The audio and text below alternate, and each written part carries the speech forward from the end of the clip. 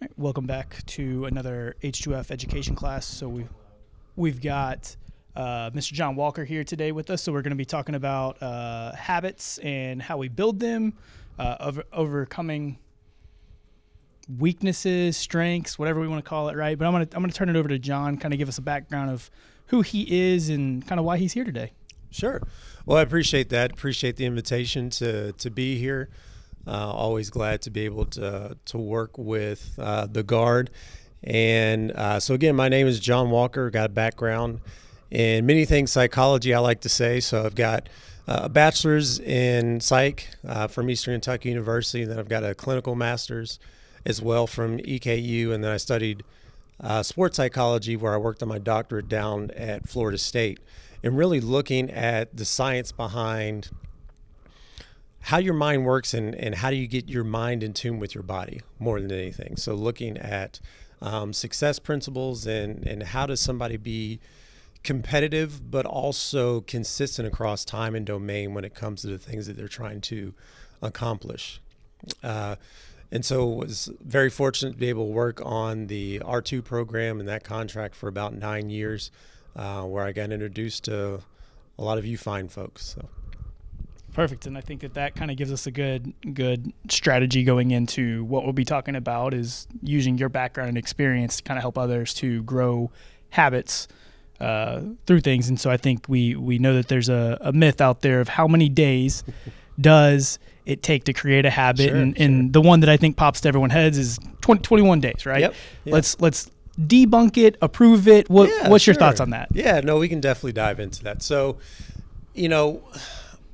here's the long and short of it, of how I'll look at things. It takes 2 days to create a habit, because the first day you do it, you got to repeat it for it to actually start to create that, right? But it takes 1 day to break it. Now, in terms of this myth of 21 days, there's varying degrees of research, and we've talked about this a little bit, right? So 21 days is long enough for you to start to see, okay, I believe that this is something that I can stick with longer than just a period of time that I've been doing it, right? But in terms of some of the research that's out there, it typically says anywhere from about 50 to 90 days is really how long it takes to start or establish a habit. And so they talk about a 21-90 rule. So 21 days to really kind of create and establish that habit, and 90 days for it really to be cemented into who you are. So that 21 days is really long enough for those convolutions in your brain to start to work into muscle memory, right? So the things that we learn, the things that we repeat, the things that we do over a period of time, we get little grooves in our brain, and that creates a neural pathway. And so that 21 days is really how long it takes to start creating that neural pathway. And then the 90 days is really when it becomes really kind of muscle memory and automatic for you. Yep, and I think you kind of touched on it too, that it kind of depends on what the task is, right? Sure, so there's going to be some habits that it might not take as long. It might not take 21 days to create that habit. It might be something very simplistic, or it might be something that could be long term. And I know, we talked about it, that the new number, right?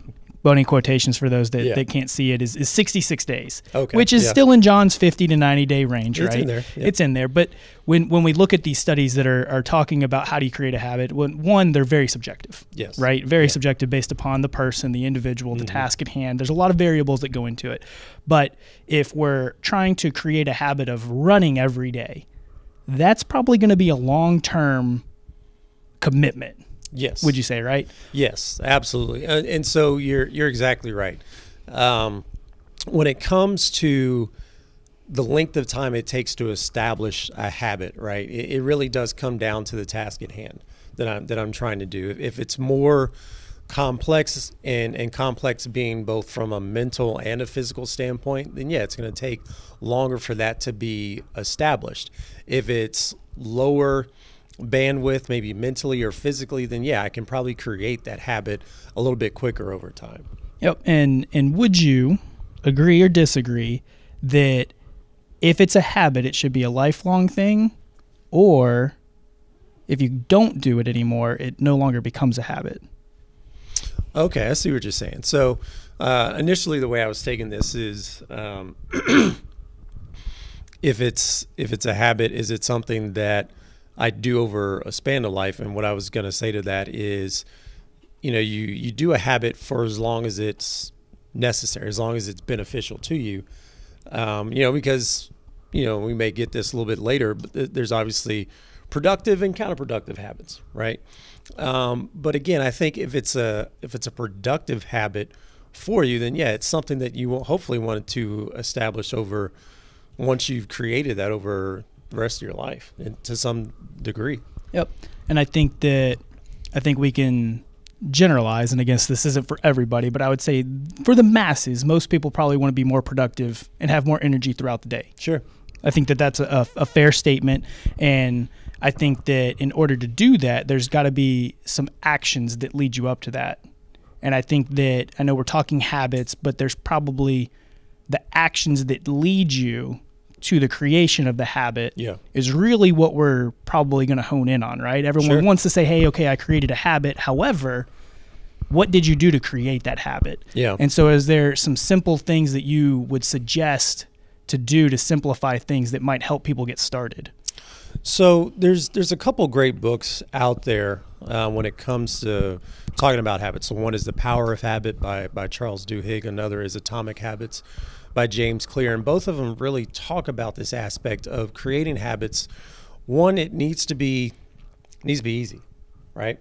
If you back up, so let's talk about what's the purpose of a habit, right? If you really think about it, what's the purpose of a habit? The purpose of a habit is to make my life easier in some degree, form, or fashion.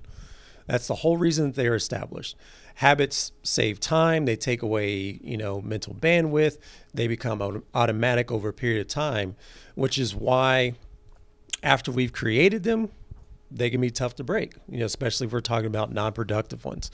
But yeah, when we're talking about habits, one of the things that I think is really, really crucial to bring to note is there's a thought process that has to go behind it. There's an intentionality, there's a purpose, right?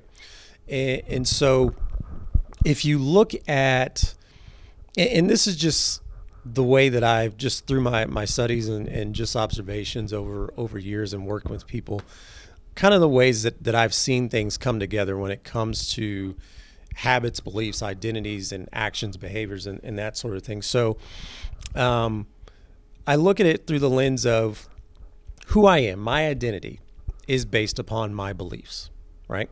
And my beliefs are then things that I act on. So the actions that I take, the behaviors that I do. And those behaviors then lead to the habits that I create and maintain over a period of time.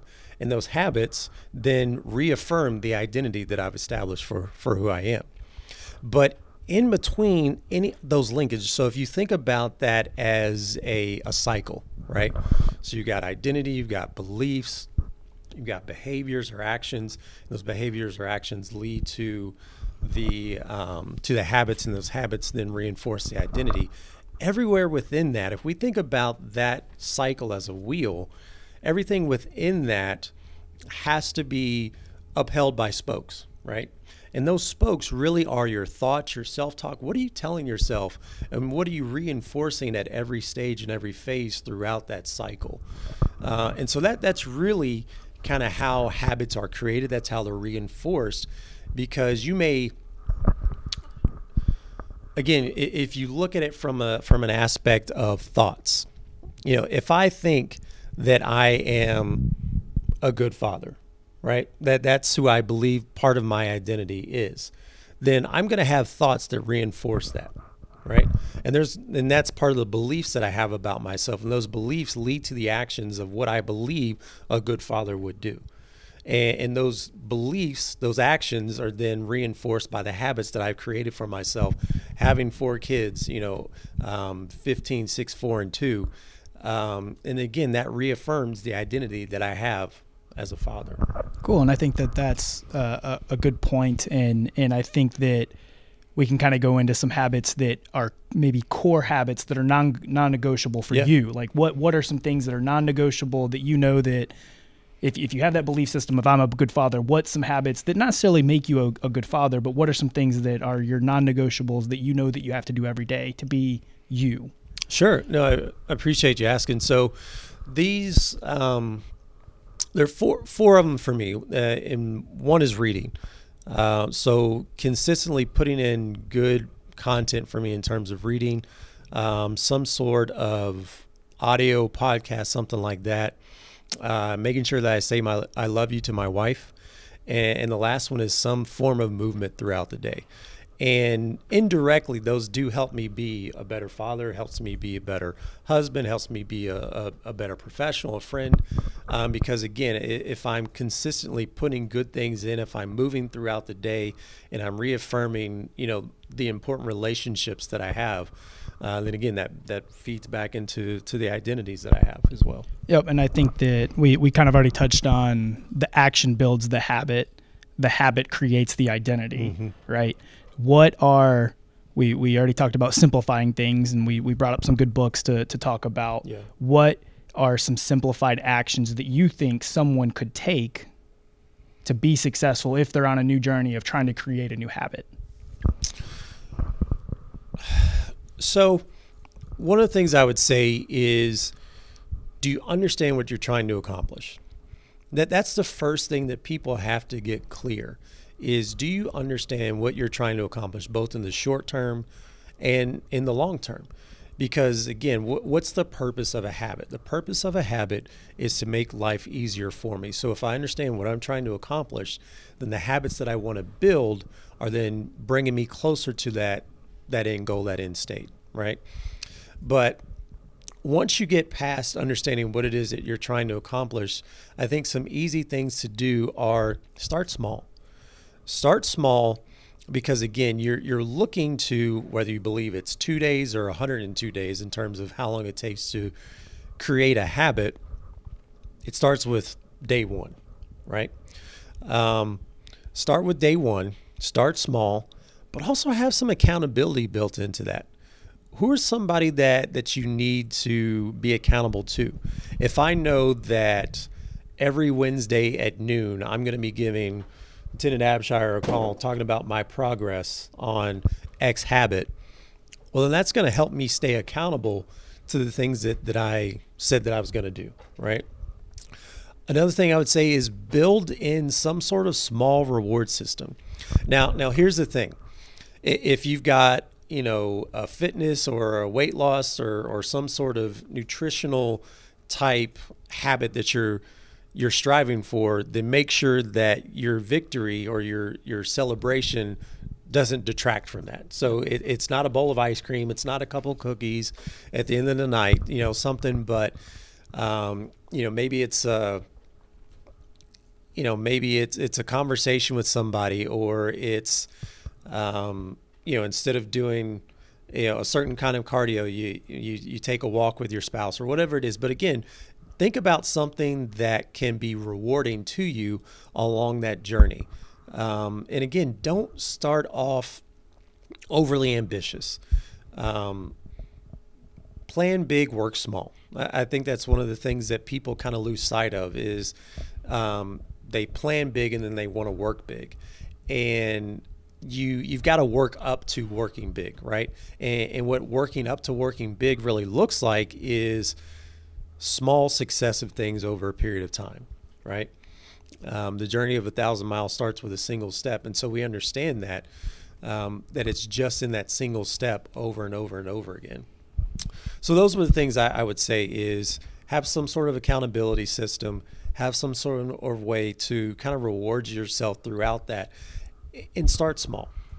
And that's where I think, one, what I took out of that is that I couldn't have cookies and ice cream at night for reward, but you didn't say anything about breakfast. So with that being said, though, I mean, I think it's a great point that it doesn't have to be a detracting reward system. Yeah. It can be something else. And I think that the starting small and thinking big can coincide together. Yeah, and it's really the repetitions that you're going to build on, Yep. because I think you have to have your actions in place before you really know. You got to create the habit before you can grow the habit. Yes. Right. So starting small, finding something simple that you can even get easy victories, right? Yes. Easy victories. And I think this kind of leads us into the motivation factor. Like where does motivation play a factor when it comes to the mindset, we know, but also when it comes to habits in general? Yeah. So I will try not to go onto a soapbox when it comes to this aspect of motivation. So I think you know how I feel about that word in particular, but there are things that are motivating, right? So long story short, motivation is fleeting. And I think one of the things that people get misled by is thinking that I have to be motivated to do something. And it feels good, it feels nice, and you would rather be motivated in order to do something. I mean, think about if everything we had to do and had to accomplish in life, if we just woke up naturally motivated to do it. Think about that for a second. Now that you've thought about it, let's snap back to reality. We're not motivated to do a number of things that we have to do. But on the other hand, it's just the fact that you just do it. But when you're starting a new habit, motivation is definitely beneficial. You know, it kind of gets that ball rolling. Again, it can be part of those small wins, those small victories along the way. And so again, motivation goes back to an aspect of who are you? What's part of that identity that you find will be motivating by accomplishing or completing this task? Why is that goal important to you?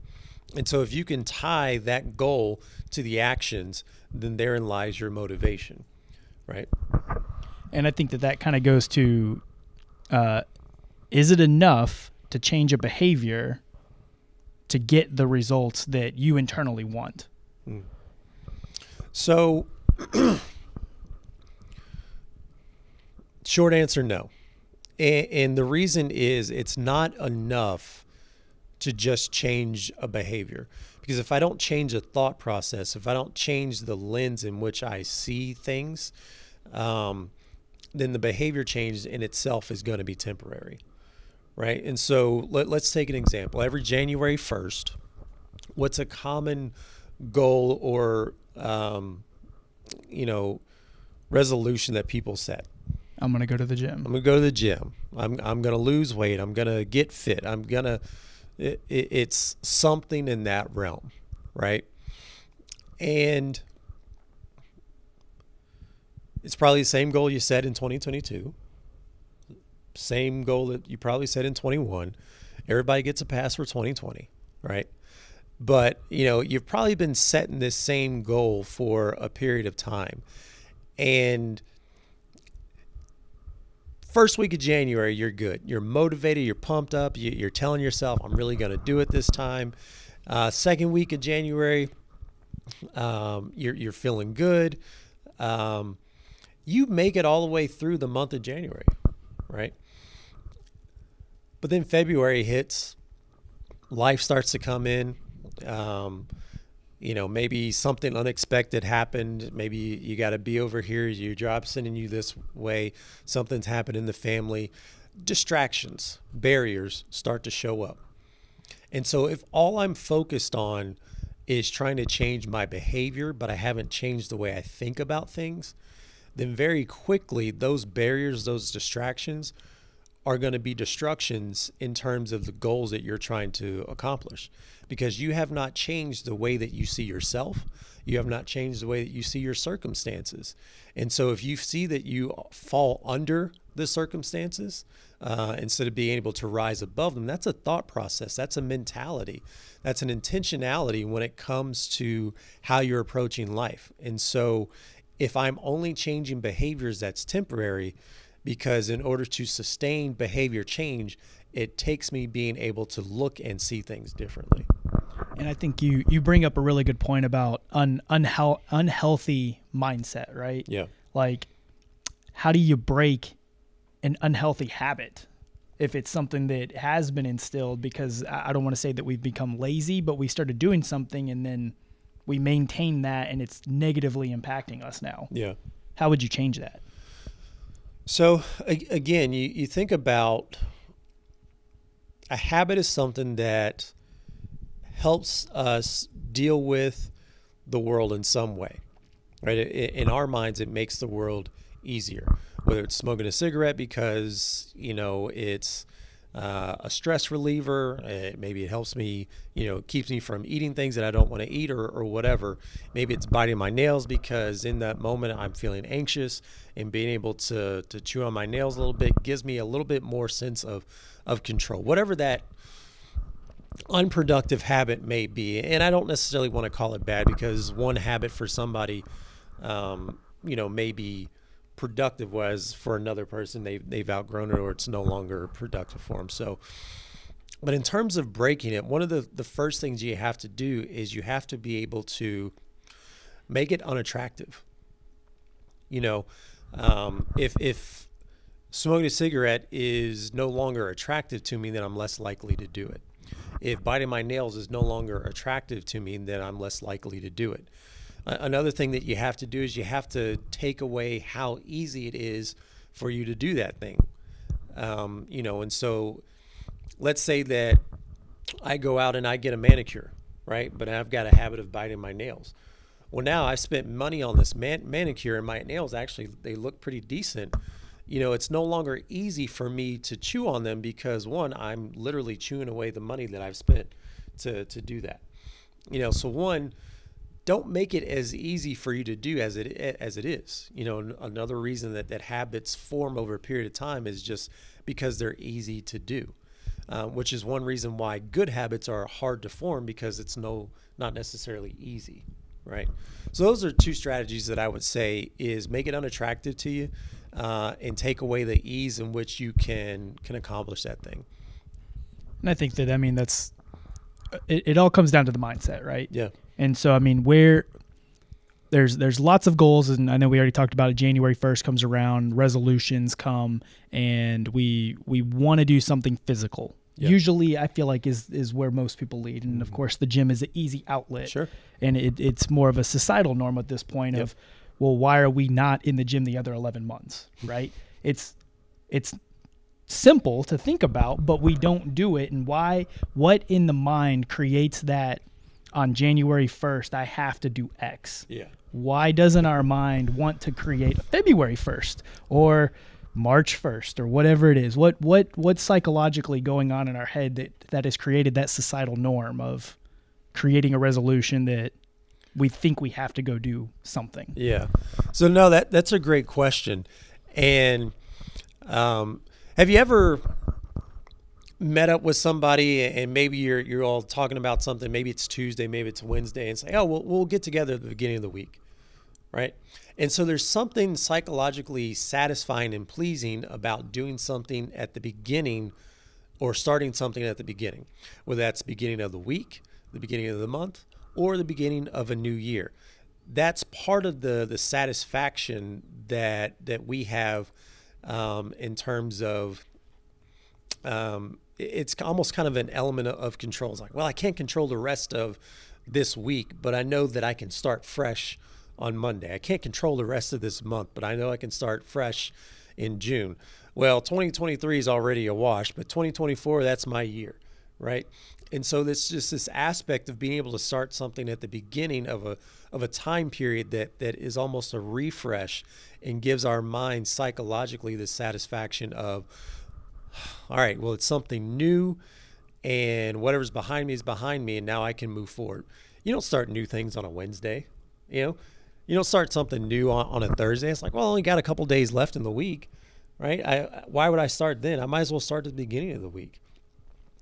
Whereas if you were proactive, you would say, well, yeah, why wouldn't I just start right now? And now I've got 3 days ahead of, instead of doing something for the last 7 days, now I've done something for the last 10 days.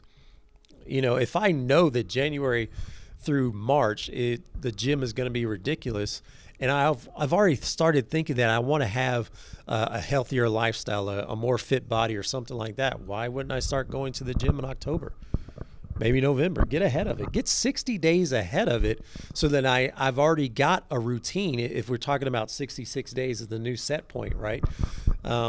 Get 66 days ahead of it, right? Start October 22nd. It's like, well, is that the beginning of a new week? Doesn't matter, right? So 66 days until December 30th, right? Yep. Absolutely. You got to go through Halloween then. Yeah. Oh, well. And we talked about the dad tax about Halloween. Yeah, the dad tax is always a great tax of the year, and that's where I think it kind of leads me into another thought process. I mean, different just scares people, right? It does. Being different scares people, and we talk about normalizing these things, and if we're talking holistic health and fitness and normalizing that the people that are in our society that are in the gym consistently, it could be the person that's carrying the water jug. They're considered the weird people now. Yeah.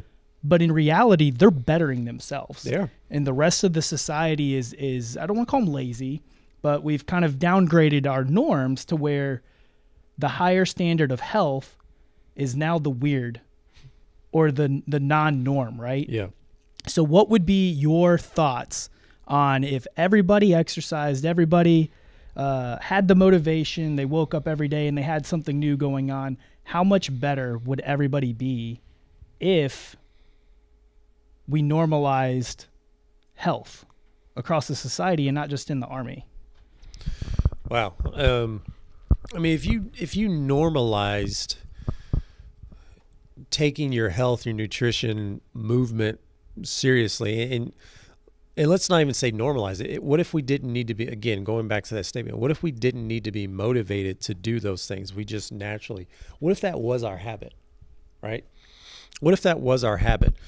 You know, this world would be so much more productive because we were talking a little bit earlier, you know, what are the things that people typically lack in life? It's usually two things, time and money, right? Everything really kind of revolves around time and money. And so, if I were motivated to do a lot of these things, I would have more energy. If I had more energy, I'd be more efficient with my time. If I had more efficiency with my time, then I would probably be able to go out and create other things that may give me more income, right? You know, and that's, you know, I don't want to be, you know, rude or anything like that, but your time, your money is it's linked to your time, right? Nobody's got more than 24 hours a day. And so if I know how to spend my time, again, efficiently, you know, Ed Milet talks about breaking down his day into 3 days, right? You know, it's like everybody else has 365 days. I got over 1,000 in a year because I know how to spend my time effectively. You know, and it's no wonder that somebody that thinks like that is a multi-millionaire. Now, that's not necessarily what we're here to talk about, but in that aspect, it does break down to his habits are different than most people's habits, right? Yep. And so when you think about what's the power of a habit and understanding what you're trying to accomplish long term, if I want to add more things positively to my life, well, a habit is a way to effectively manage your time if you really think about it. And I think that's a great point because, I mean, I think a lot of people within this room and in between us have probably spoken or seen or know of very successful people, right? And not just in the financial realm, just they're successful at whatever they're doing. Yep. They're the above average. They're the excellence of whatever they're doing. And if you talk to them, they're doing a few things all the same. Mm-hmm. They're prioritizing themselves. Yep. Which is prioritizing their time, but their movement, they're either exercising daily, they're getting some kind of movement throughout the day. Mm-hmm. They're making sure that their sleep is a priority. Mm-hmm. They're eating appropriately, not eating junk constantly. Yes. Because I mean, yes, I'm not going to call them cheat meals, but they splurge when they need to. But for the most part, 80% of their intake is pretty clean. Yeah. And those are three solid factors. And then I would say the continued education, like you mentioned, was reading. They're able to solve a lot of problems by doing that. And I think in our society, sometimes we have too much information out there, good and bad. Yeah. But generally, you can solve self problems by reading or researching the problem at this point. We have institutions and academia and things that teach you, but generally speaking, we have every answer in our phone at this point in life. Yeah. To where, I mean, we don't need to go to college in theory. I think it's still somewhat societal. Sure. We've both been to college, and I think that we both had very good benefits from them, and we're in places because of it. I'm not going to deny that, but those entrepreneurs or those successful people moving, sleeping, and eating right, continued education, having some kind of mindset built, whether it be grit or adversity, they've overcome something, but those are the foundations that all of them have, which is what H2F is. I think we can agree, right? I mean, we have our physical readiness movement. Everyone thinks that it's the ACFT. We know that it's just training for life physically, right? Training your body physically. We have our mental readiness, which encompasses everything that we've kind of talked about. Building a habit, actions, what can we do for goal setting? How do we knock things down every day, right? Just keep knocking down targets. Nutrition readiness, making sure that we're just not eating junk constantly, fueling the body for what it is rather than I'm going to go consume food for societal norms of alcoholic drinks or anything like that. You've got your spiritual readiness of what's your why. It doesn't have to be religious or anything, but I think that religion plays a good factor into the spirituality domain because it teaches you of what's your identity and what's your belief of what we talked about. And then sleep in recovery, that's the only time we can recharge. We know that if we don't prioritize it and we have such a fast-paced society of, well, you can't sleep or you're doing it wrong. Well, how did the people get to the top? They probably suffered and lacked some sleep on the front end. Sure. But they're sleeping well now. Oh, yeah. They're doing it well now. And that's one of those things that I think we talked about motivation. It's a short-term thing, but what's going to be that sustainability? And that's where habits come into play, right? And that's where I think that if you start small, you create that habit, you use some of the H2F principles of getting the bare minimum. Now, I think that we can probably talk about some simple things of inside of the spirituality domain, and I think that this is a good question for you, is uncovering your why. Yeah.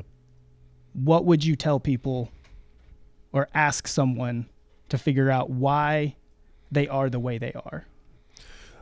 Well, one of the things I would ask somebody is, what do you believe? What do you believe about yourself? What do you believe about the world? And what do you believe about your purpose or your impact potentially on the world? And if you're able to really understand that, then within that conversation, you should be able to really start to establish a why. And I think that's one of the things that you got so many people walking around lost because they don't have a why. They don't have a purpose. They don't have intentionality. You know, they were taught one thing that they maybe never challenged, you know, and again, I've got enough education for everybody in this room probably. And so it's not to say that education is a bad thing, but you were probably taught, go to school, get a good education, get a good job you'll make it in life. And that isn't necessarily the script that's going to lead to success, whatever your definition of success may be. And so I think it's really, really important to understand who are you in this big ball of mud, and what's the impact that you're trying to have? What's the value not only that you can gain, but what's the value that you can give? And so understanding your why is so important because it then starts to drive your identity, right? And again, now we get back into that cycle. Who am I? Who do I believe that I am? What are the actions that I take? What's the habits that I form to reinforce the person that I believe myself to be? And without a why, you've got people that are really kind of aimless, you know, and I think spirituality is a great, I'm a Christian, you know, and that's the, you know, I'm a follower of the Christian faith. And so I am deeply rooted in that, and I don't question my purpose. I don't question my why. There's a point in time when I did, but I don't do that anymore. And so now as knowing that as part of my identity, it's very easy for me to understand my beliefs. It's very easy for me to take the actions that I do. It's very easy for me to have the habits that I formed and submitted over time. And again, that reinforces who I am and who I believe myself to be. So if you don't have a why, if you don't know who you are, then yeah, it's going to be difficult to form habits, to keep habits, really to do a lot of things that you're wanting to accomplish in life. And I think that's a good point. And it kind of comes up to a conversation we had offline about egos and confidences, right? It's egos are out there to prove other people wrong, right? Whereas society always wants to judge us. Yep. I think it's just the way it is, right? People always joke about, I'm going to go to Walmart to people watch. Why is that even a thing, right? Like, I don't know why that's a common joke, but it is, and maybe it's in my friend circle. I don't know if it's in others, but it's just what's been joked about. But why are we? I think it kind of goes into the negativity bias, right? Why are we always looking to judge other people about their negatives when in reality we should be trying to focus on their positives? What's the mindset in that? Well, I mean, you think about the path of least resistance. Is it easier for me to sit here and judge somebody or for me to go out and do something? It's a lot easier for me to just sit back and judge. Yep. It's easy. One of my favorite quotes is, your comfort zone is a beautiful place, but nothing ever grows there. And if it's in my comfort zone to sit back and judge and, not have to do a whole lot more versus, we kind of touched on it earlier. Somebody that's doing good for themselves, somebody that's breaking away, somebody that's stretched their comfort zone, we see that as abnormal. Why? Because it makes me feel ill at ease with my mediocrity.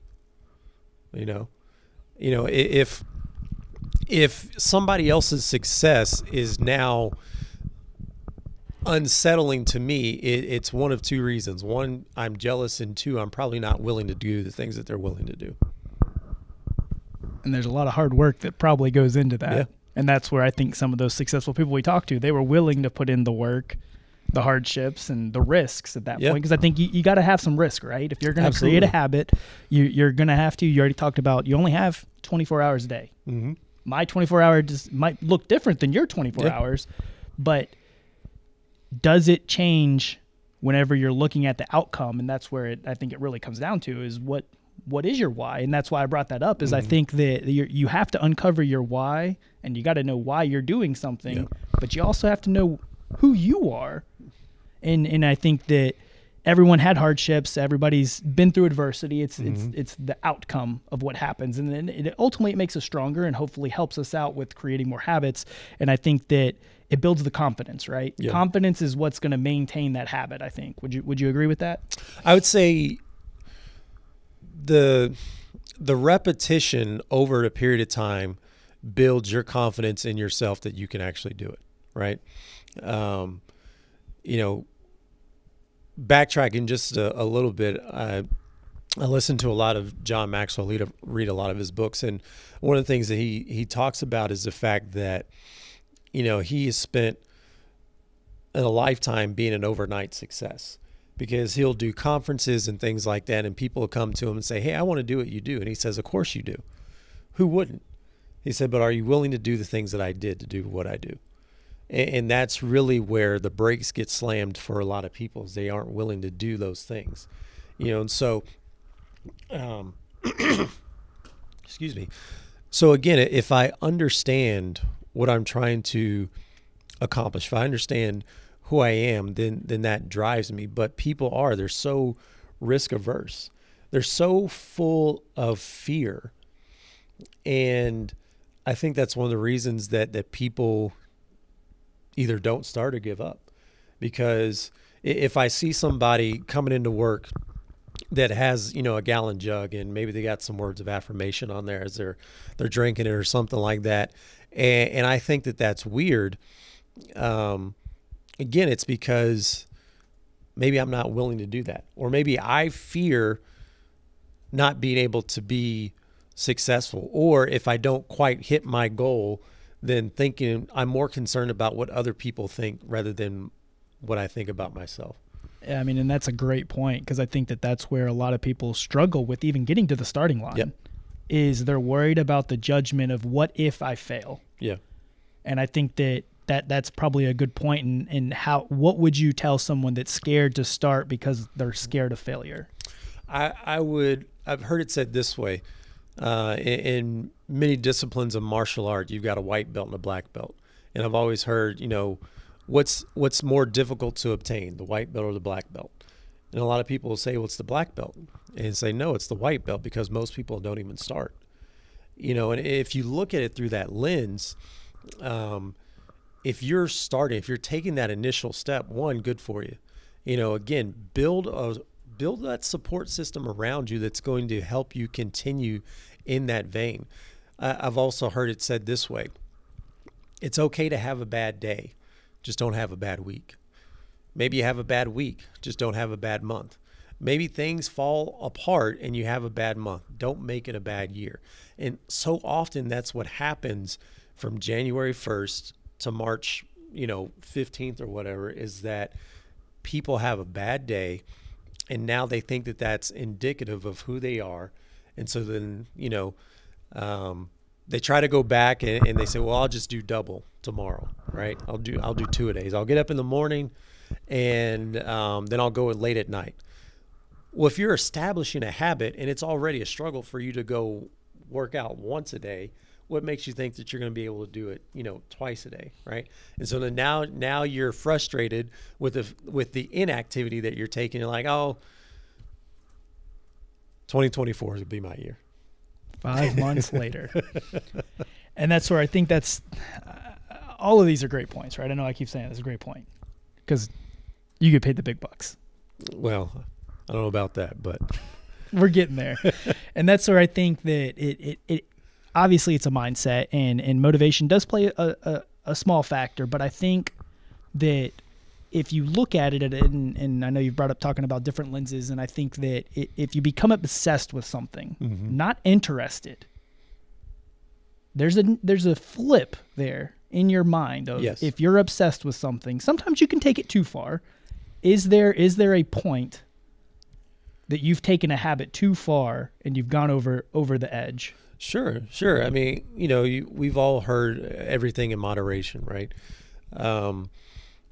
You look at, I like that kind of the difference between interest and obsession. I look at that as kind of the difference between motivation and discipline, right? If I'm interested in something, then yeah, I'm motivated. It's got my interest and it seems fun. It's something that I want to engage in, versus an obsession.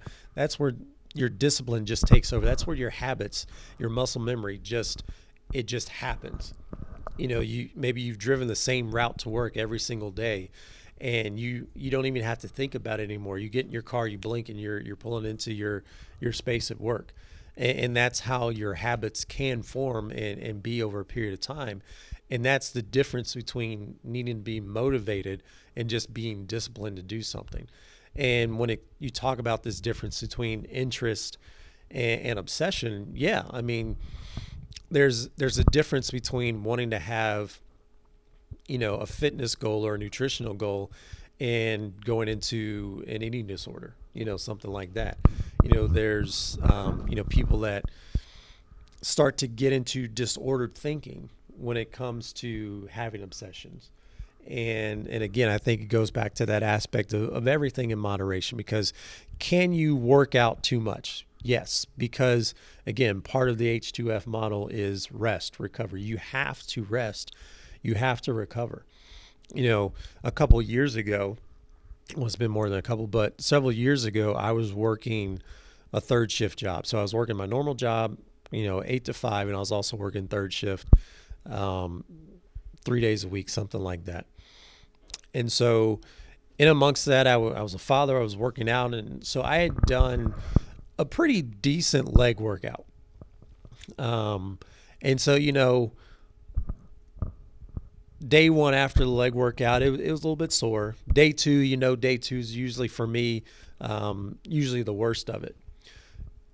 But then it was day 3 and day 4 and day 5. It was a week later and I was still struggling. I was like, man, and at first I was like, man, that was the best leg workout I've ever done. I was like, I've never struggled this much, gotten the wobbly legs and everything like that. And then what I came to realize is that I wasn't recovering. I hadn't rested. I didn't have sleep. And so my body didn't have time to repair itself. And so, yeah, and I I don't do legs to obsession or anything like that. But again, we have to give ourselves time to rest and recover. That's part of that process. And that's where, I mean, we've already touched on the basics, but I think if you're able to instill just a little bit of each domain into some habit, you're going to be a more productive person. Yeah. That's just what it comes down to. And I think that we'll use your example of working the 2 jobs. If you were still able to sleep appropriately, you probably would have been okay. Yeah. And that's where I think sleep is the one that gets put to the back burner in our society, because we're just fast paced, right? And it kind of goes to, well, we want the results and we want the results now, which is why I think most people fall off on their January New Year's resolution is they don't see those results in those first few weeks of, well, I'm putting in the work, right? Or they see the results early on, they get obsessed, and then they no longer see the same desired results. And then they're like, well, why am I going to continue to destroy myself? I might as well do nothing. And then they go back to their normal routine. And then, like you mentioned, March comes around, they're back to normal. And when December comes around, well, we'll try this again. We'll give it another shot. We'll give it another go, right? And maybe one time you'll make it to February. If you're lucky, right? But I think that the obsession conversation is always an intriguing one, because, I mean, everyone's interested in something.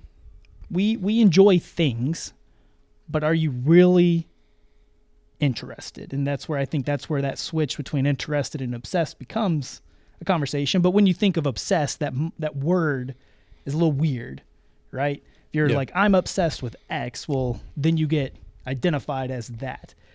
Is an obsession part of your identity, or is your identity creating an obsession? That's a good question.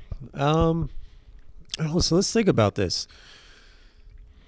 If I'm obsessed, that has to be, I would say, part of the identity that I've established. Well, let's work through maybe an example. So, and I don't, hopefully this isn't a derogatory term, but let's say I'm a gym rat, right? So I'm going to the gym, 7 days a week. I'm in there for at least 2 hours a day, that sort of thing. I don't even have to scan in because everybody at the front desk knows who I am, that type of thing, right? And so if I've established myself as, a person that is fit and a person that works out, I think that identity precedes the obsession. I think once the obsession comes in, really, I think that's a new identity, right? And again, I'm just kind of thinking through this, and anybody that wants to chime in, I think that'd be a fruitful discussion. But I think you have your identity. I think you have established these norms, these habits, these beliefs about yourself. You've got the behaviors that you're acting on over a period of time. And I think almost there's something that switches within your thought process. Maybe this isn't enough, or I can go further, I can do more. And again, I think that's when that identity switches. And once that identity switches, that's where the obsession maybe comes in. I don't know. What would you say to that? I mean, I think that you have your identity, but I would say that it's hard to change your identity. Yeah. Once we've matured and we became an adult, not that you can't change. Yeah. Because I think there's plenty of people that have changed after over half of their life into another identity. But I would say that identity that created them, I think the obsession came because of the identity needed to be changed, possibly, is how I would look at that. Is if you've created your identity, you only have an obsession if you need to change. Okay. And then that obsession creates the new identity. So maybe the identity isn't enough. Yeah. Okay. I can see that. At least that's how I think of it. I don't know. I like that. I'm going to have to continue to mull that over, though. Part 2 coming soon. Yeah, to be continued. And I think that these are great conversations that we can have, and I think that we're probably towards the end of time here. I mean, is there any last habit piece that you would like to cover? I guess one of the things that I would say is that nobody likes the storm, but everybody stops to look at the rainbows, right? And the reason I say that is because as you are forming whoever it is that you're becoming, it's not going to be easy. It's not even always going to be enjoyable at a period of time. Anders Ericsson, a great researcher from Florida State, talked about the 10,000 hour rule.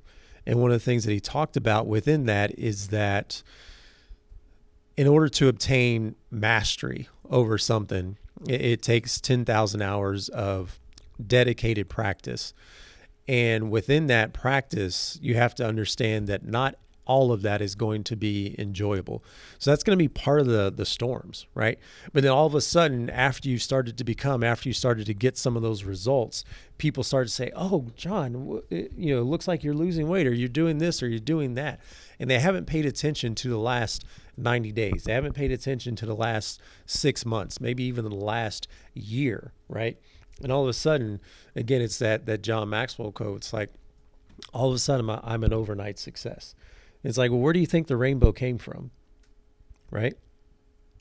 Had to be some storms. Had to be some rainfall that happened as a result of you now noticing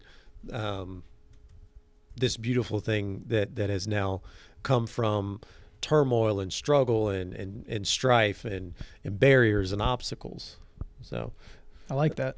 That's what I would say is that if you're looking to establish a habit, start small, have some resources, have some accountability, create some small wins, understand that it's going to be a process, that it's a journey, have fun with it, but also give yourself grace, right? Give yourself grace. And don't make a bad day turn into a bad week. Don't have a bad week turn into a bad month. Don't have a bad month turn into a bad year and think that I just got to wait until next January before I can start to establish this person that I want to become. I like that. Do we have anything online? Any questions? Cool. Well, you good? I'm good. I appreciate you all having me. All right. Well, until next time, we appreciate y'all, and we'll be back in 2 weeks. Goodbye.